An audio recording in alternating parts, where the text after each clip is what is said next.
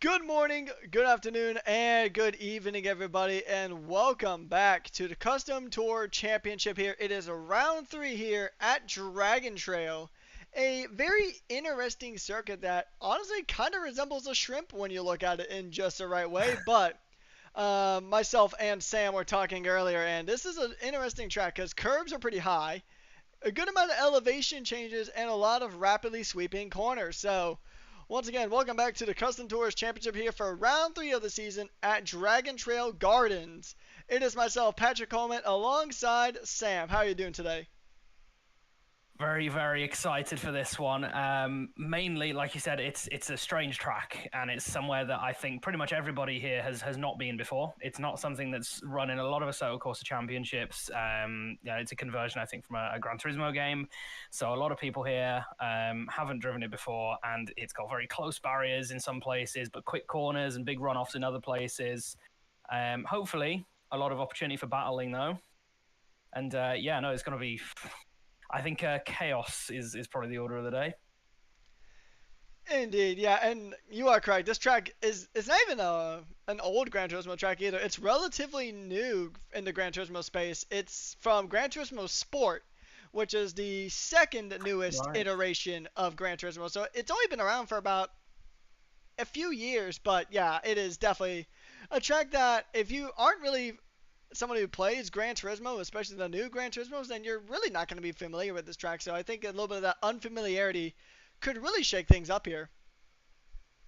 Yeah, and absolutely. I'm somebody who hasn't seen this track before, and this is going to be my first experience seeing how cars race and get along side by side at it. I think in terms of the actual layout itself, there are a lot of power zones, a lot of slow corners. So, and followed by long straights. So that's acceleration. So I think just raw power, I think, is probably going to be quite necessary here. So if you're looking at the 300s, probably your Renault, which has got a very well built engine, which has been doing very well so far this season at all of the tracks. Don't get me wrong, but I think power is probably the order of the day. Yeah, so this might be a strong track. If we take a look at the 450s, it might be a strong track for the Jaguar as well. Right now, actually taking a look at qualifying here, because qualifying is going on right now. We'll jump in once qualifying is wrapped up. But right now, it's the Rover actually on top of the CT300. So we'll see if that changes. But I mean, right now the Rover is looking pretty strong here at the circuit. So CT300 might have a different winner for once.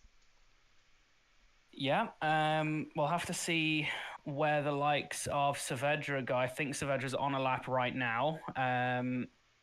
Yeah, about halfway around the lap as we speak. Going pretty well. Cook's done a one.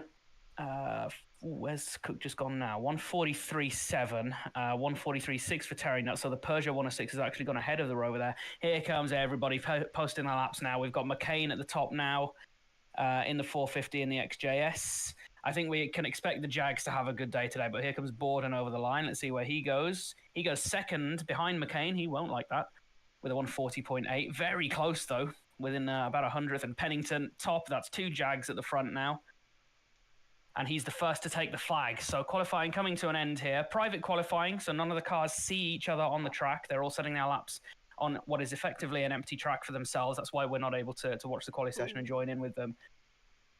A rough start for Jacob Phillips because he has had a crash that damaged a good chunk of his body, though. But I think that will get reset once we actually get into the Yeah. race. But yeah, still a few cars on their laps right now. We will jump into the session once qualifying is done and wrapped up, and then we'll go on for about 24 laps around this track, I believe, if I read the race briefing correctly.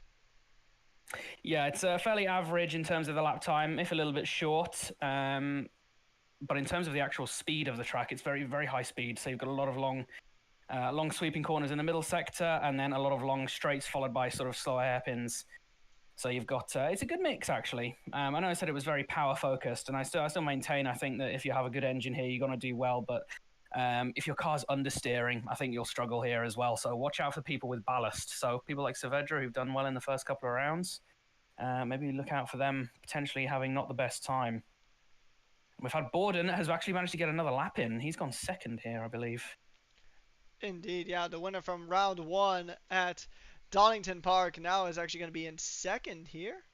Oh, no, apologies, he's in third. It's because we've got people leaving the server. So, no, he's still third. Jag front row for this one.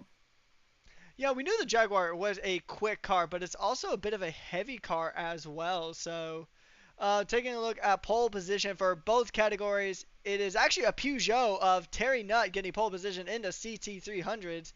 And Marcus Pennington III going to go ahead and get P1 overall in the 450s in his Jaguar with a... He's actually the only car that put a time in the 139. So, interesting. We'll have to see how this race plays out because we got to remember, one qualifying lap compared to 24 racing laps, it's a 9-day difference sometimes. Yeah, and I think with Pennington, he's been very, very strong in practice. I know we've had Shepard and Borden being very quick, as well as some of the Nissans. I know we've had Rodriguez being quick and getting unlucky in the first couple of rounds, but I think today, definite favourite in everybody's mind, I think, is going to be Pennington. He's been very, very strong in practice. I think it's just suiting the Jag, that big, the power, like I said, and it's quite tail happy, so it can get the rear end out on the power sections. So let's get to the track now. I believe we've got ourselves a bit closer to the race, so we're going to be starting very, very shortly.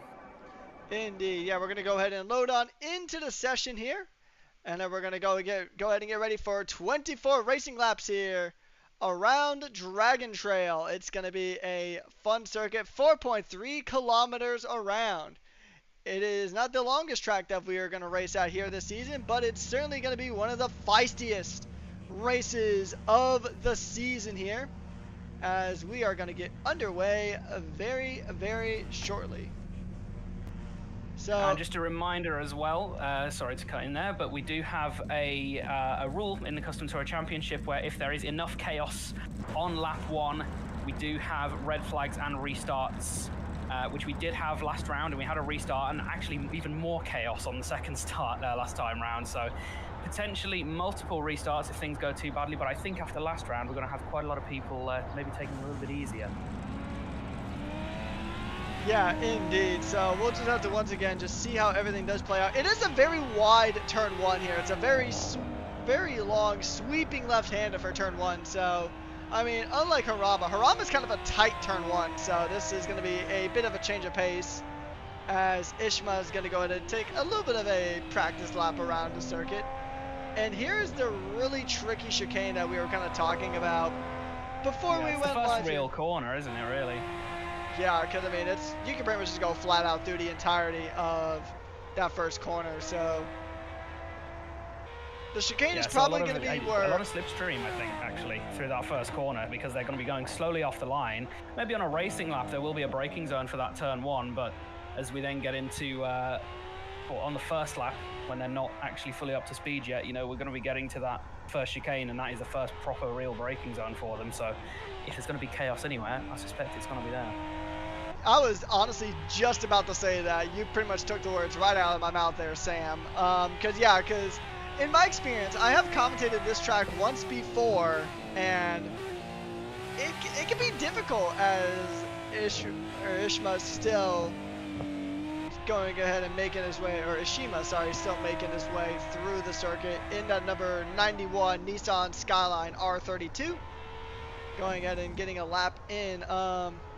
We should be getting underway with racing here very, very shortly. So, oh yeah, he went deep into the last corner here. So we can definitely expect a few of those kind of incidents happening here today. Yeah, a few drivers getting in some little warm-up laps here while we wait for the race session to come along. People just going out on track, effectively like a warm-up session. Not every racing series has them, but I think the drivers are grateful for this little delay that we've got here, just so they can get some laps in and maybe get used to a full fuel tank, because of course they've just been on the softer tyres and the lower fuel for qualifying. Yeah, because I mean, once again, like we talked about early on, this is a track that most of, if not the entire field, has never really been on until they practiced for it for this coming race. So, I mean, the more experience that you can pull from just practicing on this track, definitely the better. So, yeah, it's going to be really interesting to see, because, I mean, one of the fun things about sim racing, especially with Assetto Corsa, is that there's a lot of unique tracks that you can visit, tracks that you really couldn't visit anywhere else. So, I mean, it'll be interesting to see how these drivers kind of adapt to these, just how this track is going to handle, because it's a very unique circuit. Yeah, and I think tyre wear is going to be big here as well. You know, you've got a lot of corners where you're going to be lighting up the rears, especially in that Jag. You know, I think if you're in a four-wheel drive car like the Nissan today, you're going to be very grateful for the fact that you're not going to be lighting up those rear tyres all the time. And a corner like turn 1 as well, you know, that front right is taking a lot of punishment. So this little warm-up session that they're getting, you know, they might be going out on maybe full fuel, seeing if they can take it a little bit easier into turn 1, a little bit of maybe conservative driving to see if they can make those tyres go a little bit longer. Although I suspect if you're out in front, like we saw with Shepherd, like we saw with Borden in the first 2 rounds, if you get to the front, you want to clear off and drive as fast as you can for just maybe even those first 3 or 4 laps. Get yourself a gap while the chaos is going on behind you, and then, you know, you might be able to lean back a little bit for the next sort of 4 or 5 laps after that. Yeah, I think management's going to play a big factor in this race because, like you said, I mean, that front right tire is probably going to take the most damage, especially with that sweeping left-hander. That is the massive turn 1. So I think it's going to be an interesting race here just because it's, once again, like we mentioned before, it's a track that these drivers haven't experienced before. So, I mean, it's a track that these drivers haven't really raced on before. They haven't raced against other people on because practice laps versus actually racing are going to be 2 different things entirely. So, yeah, and we are getting closer to the race here now. Just before we get into it, we are now having a few storylines emerging in this season. I know there was a couple of things I commented on in the last race that I was thinking maybe might get addressed with the stewards. Nothing doing as far as I'm aware when it came to the ones that I commented on. There was a moment, I think, between Evelyn Cook and Marcus Pennington with the Jag lapping the Rover that I thought maybe there was going to be a little bit of beef there, but turns out they were all okay about it. It was just a little bit of a misunderstanding, but I think keep an eye out for maybe some of the storylines emerging here. I think we're going to have Pennington with a point to prove, hasn't won a race yet. Definitely going to want to be making his way towards the front today, and he's on pole in the best place for it. We've got a Jag in first and a Jag in second, and Maddie Shepherd well down the field in 11th. indeed, yeah, we're just going to go ahead and wait for this race start to go ahead and kick on here. It's about a minute until we go live for round number 3 of the season. And we do have a break week after this race, so the drivers will get a chance to go ahead and recuperate after this week. But first, they got 24 laps to try to see if they can tame the dragon that is known as Dragon Trail Gardens here. So we'll see how these drivers do. It is a Jaguar front row, and I think, like you said, this is going to be a strong powered circuit. But tire wear is going to be a very big issue here with about 25 seconds before we go green. Yeah, and we're very close. And what I've learned as well since the last race, the Nissan is by far the easiest and best car off the start. So I'm pretty sure it's almost guaranteed Ismael Rodriguez is going to take the lead here into turn 1 because of that 4-wheel drive system. He can just dump the clutch as we get ready for lights out here. We see those lights coming on now. We are getting ready to go racing here at Dragon Trail. And we're live. Dragon Trail is underway. And I don't know if it's an issue on your end, but I unfortunately have no track audio at the moment. We do have Pennington leading, and look at Rodriguez running very deep. He got a good start, but he's almost on the grass, and he's lost everything he gained. He didn't quite take the lead, but he did get a very good start as we head down into the Scott Taylor Memorial chicane for the first time. First proper corner on the track. We've got Pennington and Borden side by side. Borden trying to keep that position that he took from Pennington. We've got Kyle McCain in the lead now from the front row, and a lot of side-by-side action behind. Indeed, yeah, these drivers are going ahead and fighting tooth and nail for these positions. It's about to go 3 wide here into the hairpin. Fred Bawden, the race winner from round 1, getting a bit of a snap of oversteer there, coming through corner X, and now they're going through a tap from Pennington there, who's lost a bit of time. And Salami and Pennington going at it. They're fighting all over the road. as they go to make their way through the first lap. Now, how about our CT300s? How are they faring? It is right now Evelyn Cook in the lead in that Rover, keeping up the very hard-charging Tito Saverda. Ooh, and there's a big contact up the road. The boxing match between Rodriguez and Judges continued from the last round. Rodriguez a little punt to pass there. I think he got a little bit unlucky, and that's that's Cannavaro massive. Taking out another one of the 450s there. That was not pretty at all. Yeah, Jules Wild in the pits, and he's retired. Yeah, and Ishima's in as well. Oh, it's a restart. And we have a race restart. That is enough of an incident there for the admins to decide we are going to restart this race. So a do-over. That's going to be a big, big spanner in the works there. But we do have race audio back, so I'm not sure what kind of glitch happened there where we lost race audio for a bit, but hey, we have it back, so we'll take it. Yeah, for a few viewers, it's a nice improvement there. We get more cars in the race, and we get our audio back. Yeah, and so of course it does like to throw us a few technical issues here and there, but we're going to go ahead and work through them. The drivers don't give up, and neither will the broadcaster, so we're going to go ahead and give it another go here as we get ready to race here in Dragon Trail once again. We're going to go ahead and try to get another restart here. It'll be 24 laps yet again of racing. Marcus Pennington, though, I think he's probably the big benefactor here as he gets a chance at a redo.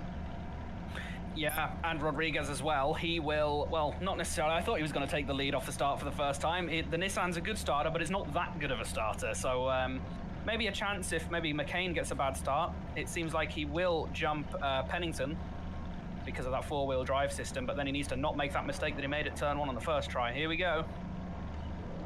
We have those 5 red lights, or 6 and 4 red lights, about 10 red lights coming onto your screen now.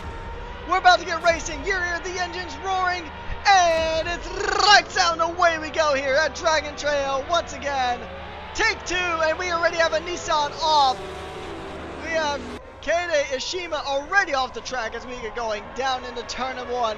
This is a very wide, sweeping left-hander. That's going to put so much load onto the front right tire.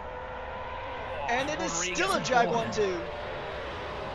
Down to the Memorial Chicane for the first time. Rodriguez missing the apex, giving lots of room there to Borden, but then they all squeeze back together on the apex.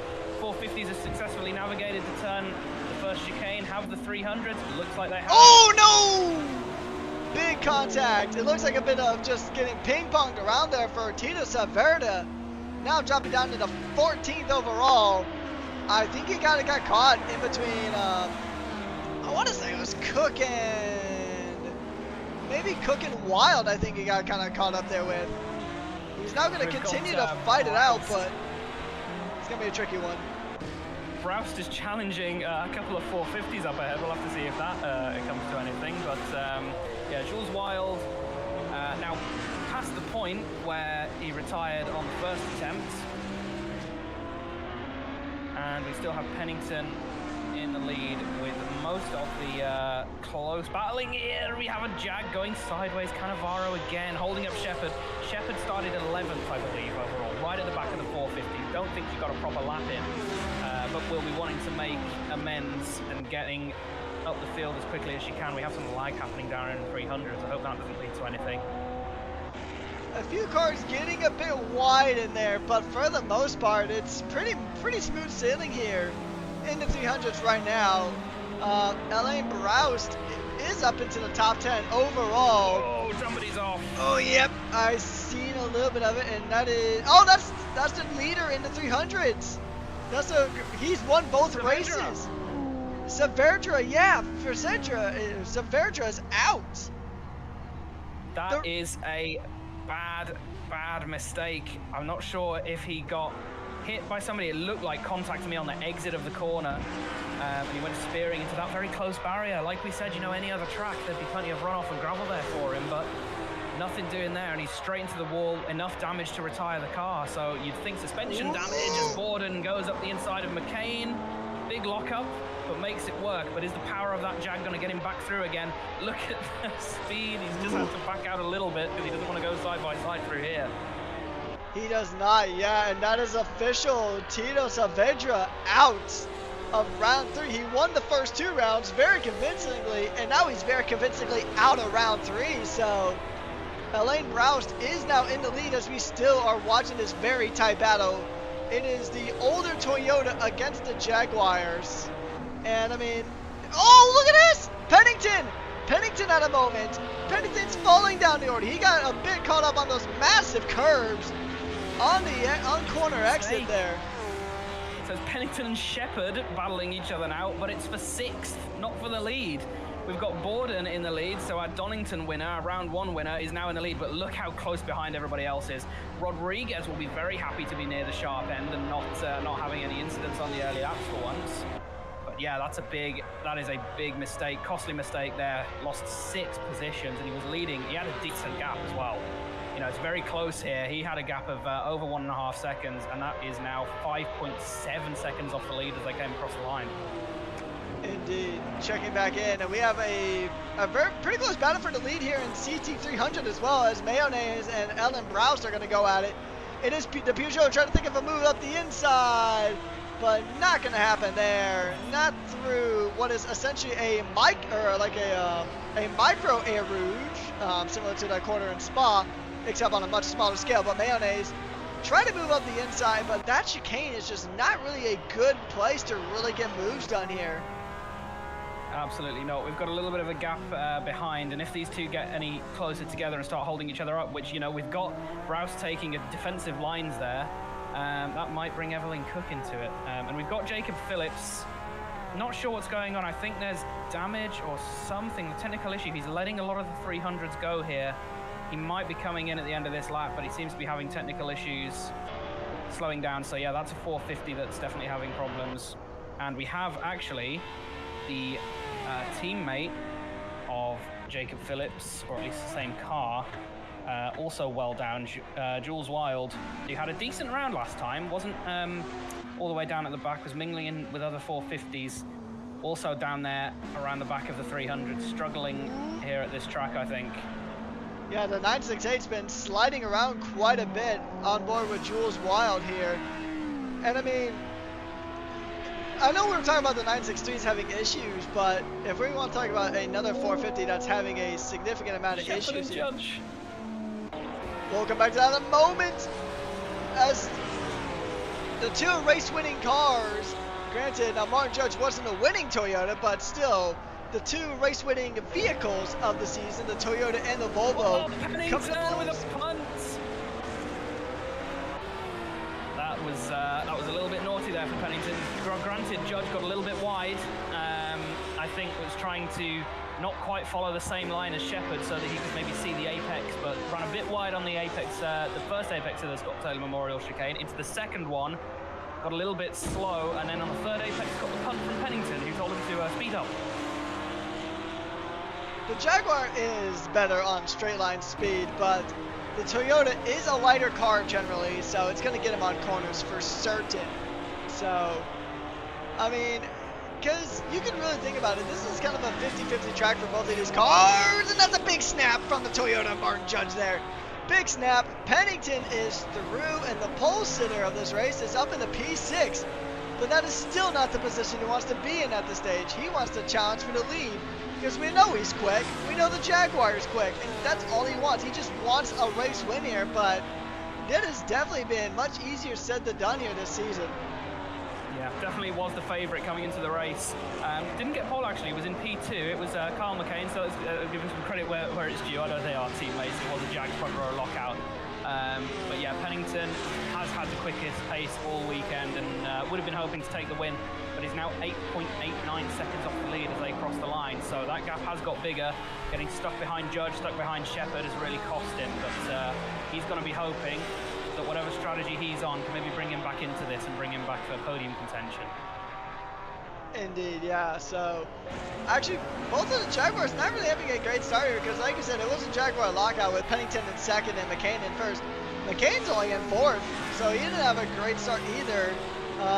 Salami jumped him, Rodriguez jumped him, and the round 1 winner jumped him. So, 3 cars, I mean, he'd been jumped by 3 cars that were really not expected. I mean, we knew that the Skyline was going to be a very quick starter, but figured the Jaguar would get him back on the straights, but that just hasn't really been the case here. As this battle for P1 in the CT300s is still going on. Mayonnaise and Broust still giving it their all here in the CT350s, or CT300s. Yeah, and we've had, I'm just going to check on the 968 and see where they are. We've had Ishima, I think, has fixed whatever issue was ailing them, but they are 3 laps down now, so that is a complete write-off there for that Nissan, unless, obviously, we get other retirements and Ishima can maybe pick up some points. If people retire with more than 3 laps to go, obviously he will then jump them in the overall standings for the race, but currently P11 and dead last on track overall. Indeed, as once again, Matty Shepherd, who has that ballast, is still putting pressure onto Kyle McCain. So we were talking about how good the Jaguar is in the straight line, but even with the ballast from winning last round in Harama, Matty Shepherd has just got so much straight line speed in now Volvo, and is putting a ton of pressure on the Kyle. Yeah, if you just saw at the exit of turn 1 there, before we headed into the chicane, there was, you know, the car turns, but the disadvantage of ballast is right up behind McCain, pushing him through the corner. She's telling him to get a move on through there. But yeah, you can see it just push the front out. So that's what the ballast does there. You can get a good run, but you run that risk of then running onto the grass or onto the exit curb because you're just understeering on the way out, and Maddie's getting held up here. She's going to want to get through. She wanted to take a lot more corner entry speed there, but wasn't able to. Indeed, yeah, I mean, not 240. It's a quick car, I mean, deceptively so. I mean, it's probably the least aerodynamically efficient out of any of the cars being raced here in either category, really, in the 300s or the 450s. But still, Matty Shepherd has been able to get so much pace out of that Volvo that it is just, it's mind-blowing how quick she's been. But we also cannot discount Salami here as he's still trying to put pressure on Ishmael, but Barden is gone. He's in another time zone. That is a 140.8 from Borden. Just for the record, Ismael Rodriguez did a 141.8 on the last lap, and Salami a 141.7, McCain 42 dead, Shepherd 41.2, although Pennington is the quickest on track. Borden's just gone quicker, 140.6, everybody else is 41, but I suspect we're going to get Pennington. Yeah, only other car in the 40s, and Pennington is probably equal quickest right now, but look at that, 4 cars that he now needs to get by. He's got to get past Matty, he's got to get past his teammate, he's got to get past, and then he's also got to get past Salami in that BMW, but I mean, granted, here's the thing, is that these are drivers that are not going to give up their position without a fight. Matty's certainly not, because we know how fast Matty is in that Volvo.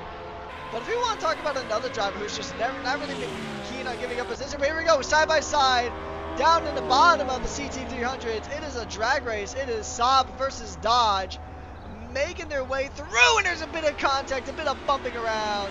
The Saab of Massino Forte is going to hold on to that position for now, with Saber Lemero just behind in that Dodge Stratos. Yeah, it might be down in the doldrums there, but it is still every point counts down there in the 300s, and those guys, obviously, it's a tricky track, and if it's a race of attrition, they're fighting for something that matters. So we've got a little mini turkey turn 8 here as we head onto the back straight now, onto the Ratilineo del Traforo, as it's been named here. Shepherd on the inside defending from Pennington, who is now at the back of this train. I think, to be honest, there are a few people here that will be happy to be where they are. So Salami is definitely one that I think will be happy to be up there in third at the moment. Has been having intermittent sort of connection issues, which is obviously sort of the sim racing gods, you know, it's in their hands. But if all stays smooth and all goes well, I think if Salami can hold on to this group, they will be very happy with their performance today. Unfortunately, we've had a similar issue here on the broadcast as, speaking of things that the sim racing gods love to do and love to throw at people every so often, we actually had a crash on our end. Oh dear. It's a bit of a tricky one here today, folks. We do appreciate the patience. We're gonna jump back in as soon as humanly possible. Yeah, thankfully not too much going on the 450s at the moment. We've still got them nose to tail. I think we may have lost maybe about a lap there with the issue. But we still have, it's Rodriguez, Salami, McCain, Shepherd, and Pennington all within probably about 2 seconds here. So very much a train and difficult to overtake, it's looking like here at this track. Yeah, it is looking like it's a bit of a tricky beast to kind of tame here, but I think overall it is still a pretty solid battle here as we are back to live pictures here as we continue on here, but it is still a very tightly knit battle here for P2. Salami just running wide onto the curves. We've got Shepherd and McCain now side by side. Now, if I was Shepherd, I'd be diving up the BMW as well, but I'm mad, so let's just see how it filters out. We've got Salami still there in third. It's looking very difficult to overtake here. Rodriguez making a mistake, holding on to P2. Salami goes for the slipstream. Look at them all weaving. We head onto the pit straight here, onto the Principale. Indeed, these cars are all really close to each other. They're going to try to fight for every kind of position humanly possible. As Matty Shepherd is going to try to hug the inside line, but once again, that ballast is going to make things really tricky. He's going to go side by side with Salami. Is she going to make the move into number 27 Volvo? But the outside becomes the inside. And then again, so we'll see. Even with the ballast, Matty is doing things that a Volvo should not be able to do. Matty is back up into P3 here. What a maneuver there for the Volvo. That is really good, respectful but hard racing there. You had them squeezing each other, but giving that racing room that allowed Shepherd to get that move done without too much of a squeeze. And I think there probably would have been a squeeze right on the exit of those three, you know, the triple chicane there, but Shepherd had cleared Army by that point, so nothing doing there, and they're able to slot back in. Army with a massive oversteer moment there. The track sort of falls away from the car. That's given Pennington the chance to try around the outside. Is he going to go for the switchback? Oh, yes, he is. Yes, he is. Absolutely sold the dummy. What a move there. Salami, unfortunately, has been done by two incredible moves in one lap here. Also, we have been informed via YouTube chat that Leonard Bork has been found locked in the toilets inside of the track. I don't know what he's doing there. Apparently Interpol is also looking for him. You gotta wonder what he ended up doing to kind of put himself in that kind of predicament. As even though the overlay says we are on lap 3 out of 24, we are on lap 10. So that is a bit of a issue with us having that unfortunate crash a bit earlier. Yeah, so lap 10 out of 24. We will keep you guys updated, the viewers, on what lap we're actually on, but usually just add 7 to whatever it's saying on the overlay, because that's when we had our little issue. We've got Rodriguez making a mistake there. Shepherd also making a mistake. I think she had to check up because of Rodriguez there in the Scott Taylor Memorial chicane. So we've got Pennington side by side now with Shepherd. Pennington probably the quicker of the two, but Shepherd feeling if she can stay ahead, which will be difficult from the outside, mind you. She's still gonna give it the old college try. I think she's got it. We'll see. It depends on who's got the bit of a better launch. I think Maddie did actually get it. Maddie did get it. Unbelievable racing we're seeing here for P3. I was holding my breath into that S's section there because Pennington just had his bumper and a bit of his front wheel alongside, and I was wondering, is Shepherd just going to turn in here? She gave a little bit of room, so it wasn't disaster, but she also cleared Pennington, who, you know, that Jag might have looked good in practice, but in racing conditions, when you're alongside other people, you've got to do other lines, you know, it's looking nervous. Yeah, it's the Jag has been a bit of a tricky car to drive, it seems, just throughout the entirety of the season. I mean, the Silk Cut Jaguars have been doing fantastic with Kyle McCain and Marcos Pennington, but Canvanaro he's been having a few issues with that Jaguar this season. So we'll just have to see if he can improve his season. Still a good amount of races left to go here. Checking in with the CT300s, I mean, things have really spread out here in the 300s. Yeah. Broust is one that I'm not sure I don't know if we've missed a pit stop there, because obviously we've had a lot going on in the 450s, and we try and cover as much as we can in both classes, but sometimes, you know, when there's battles happening, we do miss pit stops and everything, and we're not sure if Broust has come in for a stop or had a mistake there. We'll have to see how things level out when we get to the second stint here. We're on lap 11. I know our overlay is saying that we're on, I think, maybe lap 4 or lap 5, but we're on lap 11 for the 300s here. Yeah, so we do apologize about that, everyone. Unfortunately, like Sam said, the sim racing gods will just do whatever they feel like, and unfortunately there isn't too much we can do about it, but we'll do what we can, and we'll still bring you all this intense racing action like we're seeing for the battle for P2 and now between Matty Shepard and Ismael Rodriguez, as it is two cars that could honestly not be any more different. I mean, the R32 is a pinnacle of Race 6 technology. It pioneered four-wheel drive in terms of circuit racing, and it pretty much dominated Japan for the longest time. And then you have the Volvo, which is essentially the automotive equivalent of a Nokia phone. And I mean, it's the Volvo here, and I think a lot of people like Nokia. I'm just saying, in terms of like just rugged technology that works really well, despite not being the flashiest, that's what this Volvo is, and this Volvo is doing magnificent things. I mean, even if we were to talk smack about the Volvo, it wouldn't really be founded because, I mean, it's a race-winning car this season, and despite the ballast, it's putting a mighty fine challenge against a car that theoretically should be a lot quicker. Yeah, we have had Joaquin Madeira disconnect from the race earlier on and only just get back in, so that was the only Renault 5 still left in the race after we had Saavedra's retirement, the crash. So Madeira is unfortunately 10 laps down on the rest of the CT300 field, but still fighting for position, it looks like, with Broust, having a little bit of fun. Not sure if they've got some kind of agreement that they'll just race each other anyway, or whether Broust is maybe getting a little bit frustrated. Ooh. Oh, we just barely missed it, but there is a pass for P2. It doesn't matter. I feel like just a Volvo, the way it's just engineered, I mean, it's already heavy enough that I think Matty has just gotten adjusted to just driving a heavy car.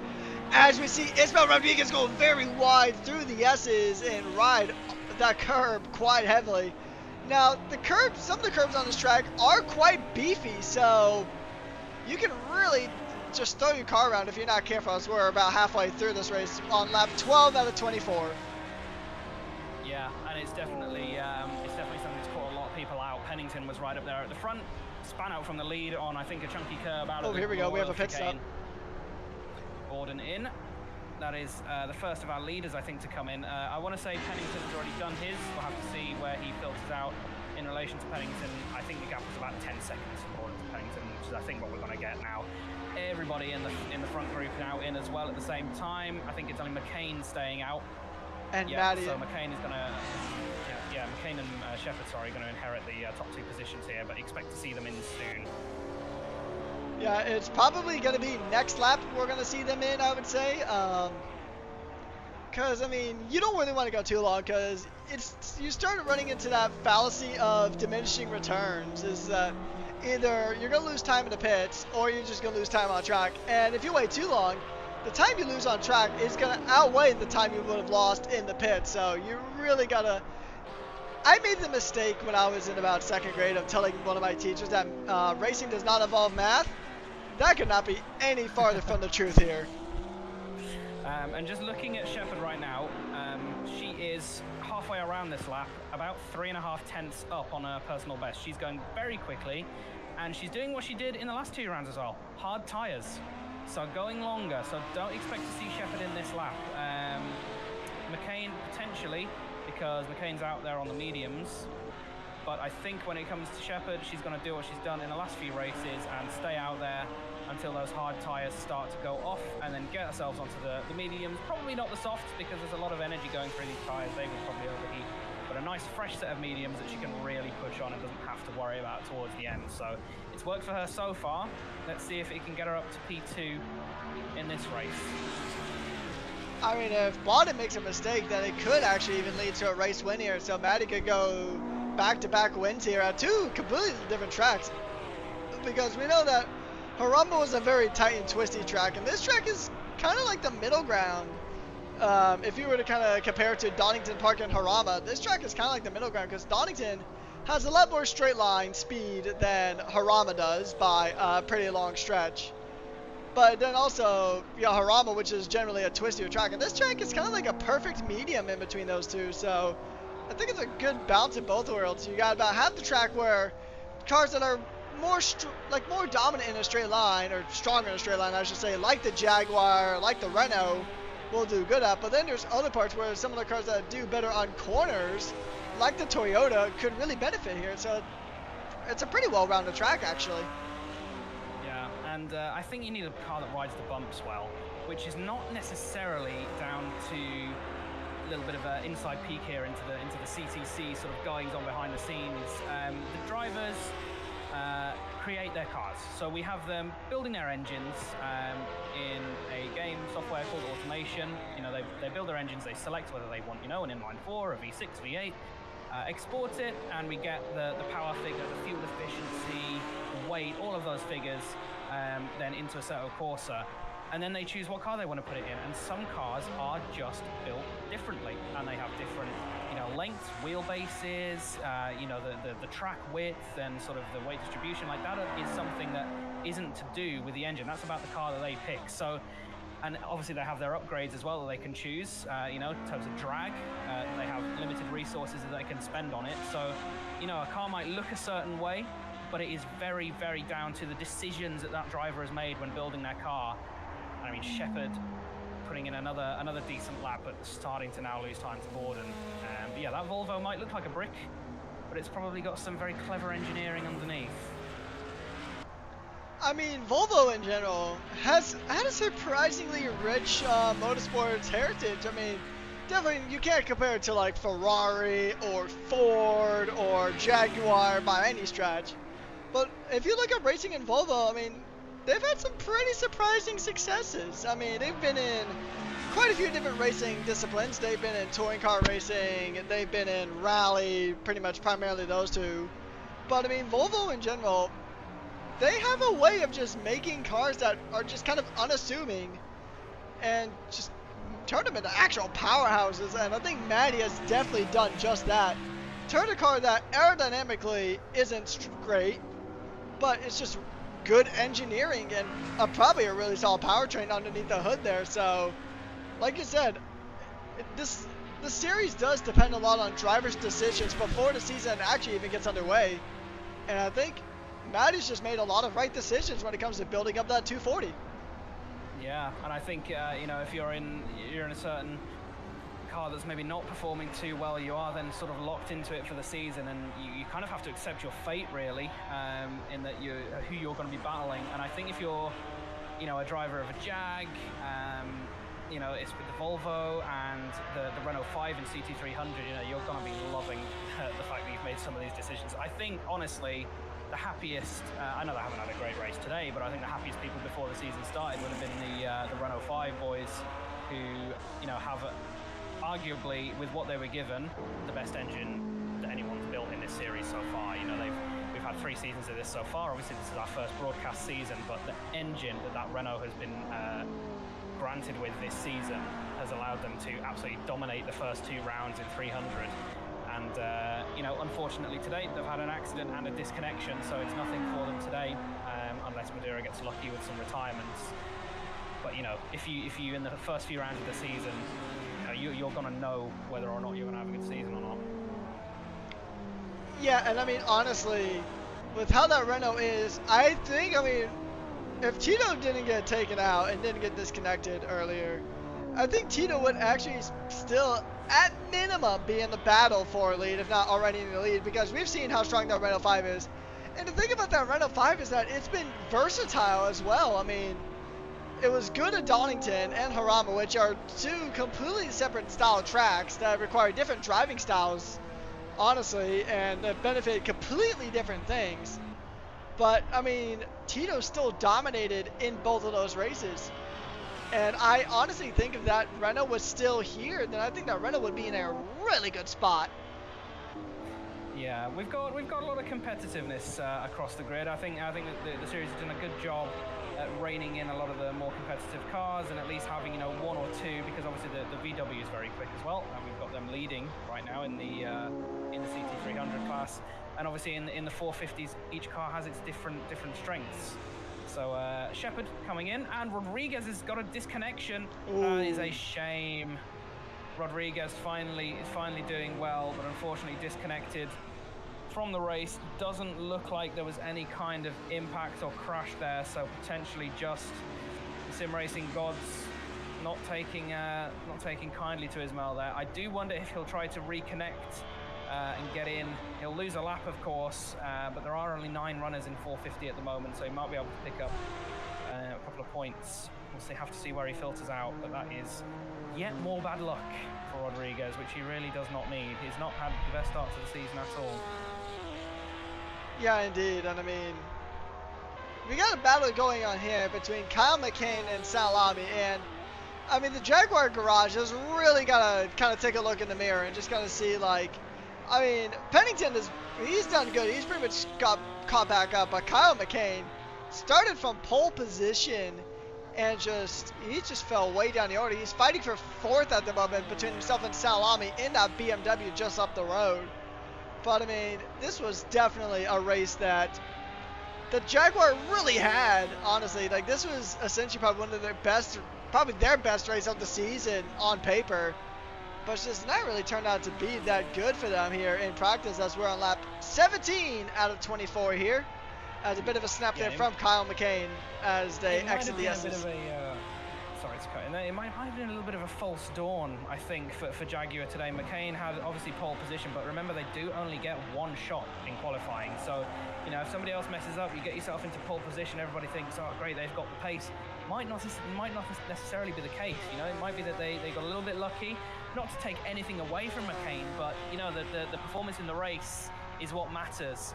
And it looks to me like either traffic, you know, obviously like we said earlier, the Jaguar doesn't look to be the nicest in traffic or, you know, negotiating other cars. If it can't do its own lines, and you know, if it has to take alternate lines or go tighter because it's side by side with someone, you know, it tends to lose the rear. It's very tail happy, and I think that's a side effect of it having so much torque. You know, it's a powerful engine, it's a heavy car, and it seems to have a hinge in the middle of it at the moment. I'm just hoping we don't have an incident here between Salami and McCain with Army having some screen freezes and then jumps backwards here. Let's hope this ends nice and cleanly. But again, it's a thing that McCain doesn't want. Stuck behind someone, not able to do his own lines, second-guessing braking zones, you know, it's just making him fall further away from Shepard, who, granted, had a great strategy, has done our usual thing of going long on the hard and found herself in P3, hunting down maybe for P2. Pennington, of course, had a good sort of end of the first stint as well, which has put him up into second. Obviously now without Rodriguez in the picture and Salami falling back, I think it's going to be between Shepard and Pennington for P2. But it's, yes, McCain maybe not as quick as we were led to believe in quali.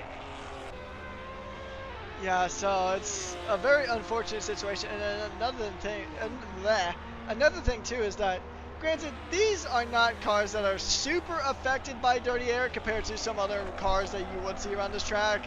Like LMP1s have been around the circuit. I mean, pretty much if you think of any higher downforce car, like a Formula 1 car, like a Formula 3 car, any car that's really overly aerodynamically dependent, then the S's are just murder for dirty air. But dirty air has to be affecting these cars too, to some extent, granted to not the same kind of extent. But dirty air will affect your car no matter what. So they're getting past the lapped RX-7 here. But once again, I mean, some cars just handle dirty air better than others. But especially in that S's section, if you're stuck in dirty air, you just can't get around it. Then you're going to lose time there anyway. So even an extra bit of issue that Kyle McCain has to kind of work around in that Jaguar. Yeah, and I know that, you know, the Jag it looks like it's good on the brakes there. You know, he wants to brake deeper, and you know, separately from dirty air, a lot of the time, especially in, you know, these closed cockpits, there's not much in the way of aero. You want to have a smooth run through these corners. So, you know, they're approaching the S's here, they're going through these corners. Jag is quite clearly quicker if we just stay on with McCain here. He will want to be getting on the power straight away now, but look at the run he's got on Salami. Granted, he might go for the move here, but he's losing time, look. You know, Salami now goes defensive. Is he going to get up the inside? Not quite, but he's probably lost getting on for a second, just through that section. You know, Shepard is up the road, she's getting away. This Jag needs to be by itself in clean air doing its thing, because if it can't, it will catch in the wrong parts of the track and get stuck. Yeah, because another thing too is that despite them being different shapes and the BMW generally having a shorter wheel track compared to Jag, I mean, aside from the last corner, there's a lot of these corners that Kyle is just taking better. As we have about 5 laps to go on this race. We are on lap 20 out of 24 here, so not much racing left to go, but yeah, they're just chewing through time. So taking a look at it, right, Kyle McCain's last lap, a 142.8. Maddie's, a 140.3, so 2 seconds slower on the lap, stuck behind his BMW. Yeah, and it's, you know, there's something to be said to driving to your car's strengths. You know, there's people who, if you look into the real world, you know, have been driving sort of slower cars for a lot of their career, and, you know, maybe slower in a straight line, and you find those are maybe the people who are better on the brakes because it means they have to make up for it in the corners. You know, me personally, I'm a MotoGP fan, not to get too much off topic, but, you know, I'm a Pecco Bagnaia fan, and he's famously good on the brakes because he was riding a bike that was, you know, about 10-15 horsepower down on everybody, so he had to make it up in the corners. And it's the same when you look at this. You know, Pennington, he's had to drive to the Jaguar strengths and, you know, maybe hold back in certain corners and make the move when he's able to, rather than, you know, gaining through corners that are going to get him stuck. So, you know, if you're McCain, maybe you hold back a little bit in the section that we've just had, which he has done this time round, to be fair to him, and maybe have a go now, get in the right place for a slipstream, gain in this braking zone, and try and have a go as we head onto the pit straight. I think he might be a little bit too far back through it this lap, though. Indeed, yeah, we're going to jump on board with Evelyn Cook, because this is a battle for the race win in the CT300s. It's under a second now with Evelyn Cook trying to chase down Mayonnaise, and it'll be our second different car to win in the CT300s, because so far the Renaults have dominated, but look at this! Ooh! Mayonnaise getting into it with the number 88! The number 88 Saab, but that's going to allow Evelyn to just get right back into this mix as we're on lap 21 of 24 here, and that really closed up the gap. There's certainly going to be some words had after this race, and definitely some penalties being dished out post-race. Absolutely, and I'm not sure what happened to Mayonnaise to lose all that time, because they were in the lead quite a way out in front, and Cook seemed to be in no man's land. You know, Evelyn was sort of miles ahead of Terry Nutt, who is going quickly, but miles behind Mayonnaise, and it all seems to have to closed up here. Not sure if she's going to have a go into the chicane. A little bit too far back for that, I think, at the moment. But yeah, it's nice to see a battle for the win in 300, even if we did maybe miss a little incident for Onaise before the one we just saw. But Mayonnaise definitely lost time now and has brought Cook a lot closer. Or maybe Cook just put in some really quick laps. Indeed, yeah. So, I mean, there's a good chance it's a little bit of both, honestly, because racing, there's so many factors that play into every situation. There's a good chance it could be both. It could be incident and the fact that Evelyn's just been on some really solid laps here in that Rover. So we'll see if the Rover can do it. I mean, either way, it'll be the first race win of the season for either of these drivers and either of these cars as well. So Rover could be looking at their first win of the season, and Peugeot could be looking at their first win of the season. So, I mean, it's a really exciting prospects for either driver. Reminds me of when you had like a Max Verstappen retirement a couple of years ago, and everybody was thinking who's gonna take the win now that they're out of the way, because obviously we've got no Renaults here now today. We've had Madeira's still in the race, but we've had Saavedra taken out earlier on, so no Renaults. So it's between the Peugeot and the Rover. The Rover not been the strongest car so far this season, been sort of midfield in the 300s. I think Cook would have been hoping for a lot more, because Cook, very good driver, you know, very good in these cars specifically, has been historically good in previous seasons, and good in sort of VTCC type cars as well. Currently on the soft tyre, so going very, very quickly and putting them to good use, but maybe just starting to drop off now as we get towards the end. We're on lap 22 out of 24 now for the 300s as they just crossed the line. Despite what our overlay is saying, we're on lap 22. We've got Borden in the lead, just about to start lap 23. So I think by the end of the race, we might just about have Borden just behind Cook and Mayonnaise as well